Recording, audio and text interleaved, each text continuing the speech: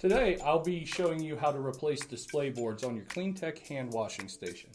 First, you will need a 3/8 inch nut driver, a number 2 Phillips head screwdriver. Unplug your system and remove the solution door and set that to the side. Next, using your 3/8 nut driver, loosen the 2 number 10 nuts and set the cover to the side.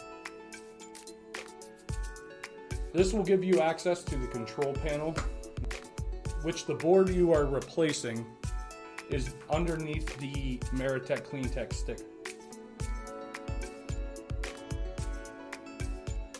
Next, using your Phillips head screwdriver, you will want to locate the 4 screws that have this plate mounted to the control panel. There are 2 to the left and 2 to the right. And zooming in, you will see those 2 screws that we are loosening. Once the 4 screws are removed, you should be able to lift up on the mounting bracket and make sure you pull all screws out that may have fallen into the box and set them to the side. Next, you will flip the E-mod bracket over and locate the circuit board you are replacing. Again, this is the circuit board directly behind the Meritech overlay sticker. You then want to disconnect some of the 12 and 16 pin connectors that are on this circuit board. You simply pull them up to release, and letting them hang will be just okay. Then, using your Phillips head screwdriver, you will locate 4 screws at each corner of the circuit board and unscrew them to release the circuit board.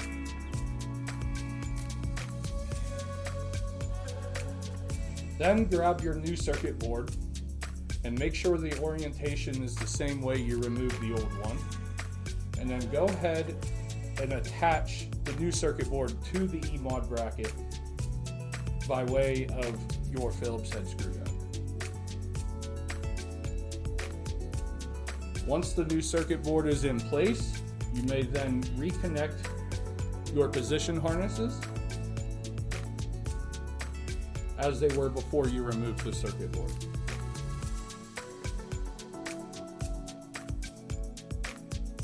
Once that is complete, you may then take the E-mod bracket and place it back into the box to secure down with your Phillips head screws that you placed to the side. Reattach the entire E-mod bracket to the box.